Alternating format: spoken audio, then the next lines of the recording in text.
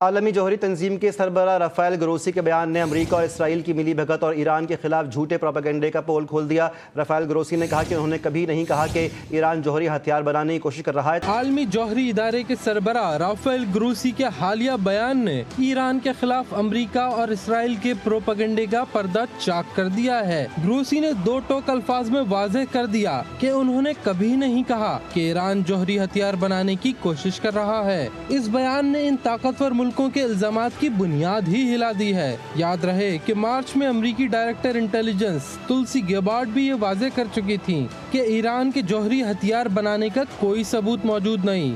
The IC continues to assess that Iran is not building a nuclear weapon, and Supreme Leader Khamenei has not authorized the nuclear weapons program that he suspended in 2003.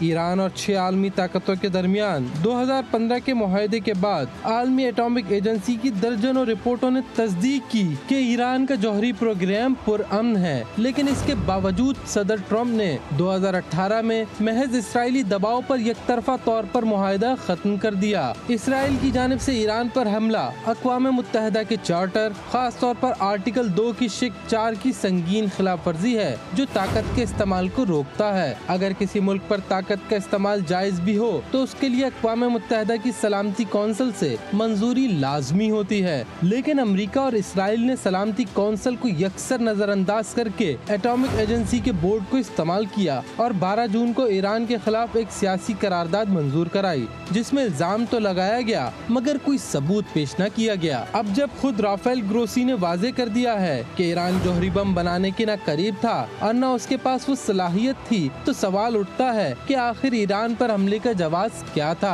ایرانی وزارت خارجہ کے ترجمان اسماعیل بقائی نے شدید رد عمل دیتے ہوئے کہا کہ گروسی کی ماضی کی جانبدار رپورٹ نے امریکہ، برطانیہ، فرانس اور اسرائیل کو جھوٹا جواز فراہم کیا، جس کے نتیجے میں معصوم ایرانی شہریوں کا خون بہا اور پرامن جوہری تنصیبات کو نقصان پہنچا۔ یہ تمام صورتحال عالمی اداروں کی غیر جانبداری اور بڑی طاقتوں کی منمانیوں پر سنگین سوالیہ نشان چھوڑ گئی ہے۔ کیا دنیا اب بھی خاموش تماشائی بنی رہے گی یا طاقتوروں کی جارحیت کا احتساب کرے گی؟